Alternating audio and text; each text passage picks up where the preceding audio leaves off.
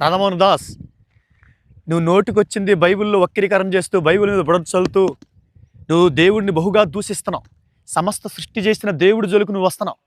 యోహాను సువార్త 1:1 ఆదియందు వాక్యం ఉండెను, వాక్యం దేవుని వద్ద ఉండెను, వాక్యం దేవుడే ఉండెను, సమస్తం ఆయన మూలం కలిగను, కలిగి ఉన్నది ఏది ఆయన లేకుండా కలగల. నువ్వు నేను బతుకుతుందో కూడా ఆయన వల్ల కలిగి వాడుకొని బతుకుతున్నావు. ముందు నీ గ్రంథాల్లో ఉన్న గబ్బు చూసుకోకుండా వాక్యం జోలికి వస్తున్నావు, పరిశుద్ధుడైన దేవుడి జోలికి వస్తున్నావు. నిజంగా నీ గ్రంథాల్లో ఉన్న గబ్బు ఏంటి చూడు. బయట సెంటర్కి వెళ్ళినా, ఏ ఊరు వెళ్ళిన సెంటర్కి వెళ్ళినప్పుడు బార్ షాపుల మీద ఏం పేర్లు ఉన్నా తెలుసా? Kanakadurga wines, Srinivasa bar and restaurant, Shiva bar and restaurant, ఆ తర్వాత Vishnu bar and restaurant, Vinayaka bar and restaurant, Saibaba bar and restaurant. ఇవన్నీ మరి ముందు ఈ గబ్బంతా కడుక్కొని వచ్చి పరిశుద్ధ గ్రంథం జోలికి రా. అలాగే కాదు, ఏ చెత్త సినిమాలైనా ముందు ఫిలిమ్స్కి పూజారులు తీసుకొచ్చి పూజ చేయించి తర్వాత ఆ ఫిలిమ్స్ విడుదల చేస్తారు ప్రపంచానికి. మరి ఏ పాస్టర్ అయినా కానీ సినిమా హాలు ఫిలిమ్స్కి పూజలు చేయడానికి పిలిపిగలరు? ఎవరైనా దమ్ముందా?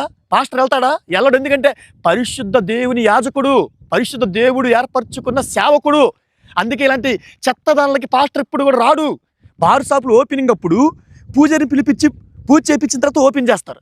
పాస్టర్ గారు ఎవరైనా వస్తారా? ఎవరైనా దమ్ముందా? పాస్టర్ గారు మీరు వచ్చి బార్ షాప్ ఓపెన్ చేస్తున్నావు రా అని పిలుస్తారా? ఇంకో విషయం చెప్తాను. ఏ బార్ షాప్ అయినా యేసుక్రీస్తు పేరు పెట్టిన చూసావు నువ్వు? సినిమా హాల్కి యేసుక్రీస్తు పేరు పెట్టిన చూసావా? క్లబ్బులకి యేసుక్రీస్తు పేరు పెట్టిన చూసావా?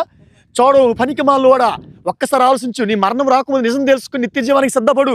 ఎందుకంటే మళ్ళీ అవకాశాలు ఉండవు. మళ్ళీ తిరణాలు ప్రభలు మనం చూసినప్పుడు డాన్సర్ అమ్మాయిల్ని, ఒక తిరుగుబోతుల్ని పాపం వారిని తీసుకొచ్చి ప్రభల మీద డాన్సులు నగ్నంగా వేయించే ముందు పూజారిని పిలిపిస్తారు.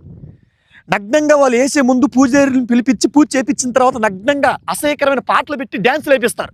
అక్కడ కూడా పూజారులు తీసుకెళ్ళి ముందు పూజలు చేయించిన తర్వాత డాన్సులు మొదలు పెట్టండి అంటారు. ఎన్ని ఆపురా ముందు నువ్వు. బుర్ర మీద తెలకుంటే సరిపోదు, బుర్రలో మెద ఉండాలి నీకు. కనుక బైబిల్ జోలికి వస్తే ముందు గబ్బంతా కడిగేసి తర్వాత వాక్యం గురించి మాట్లాడి పనికి మాలోడా.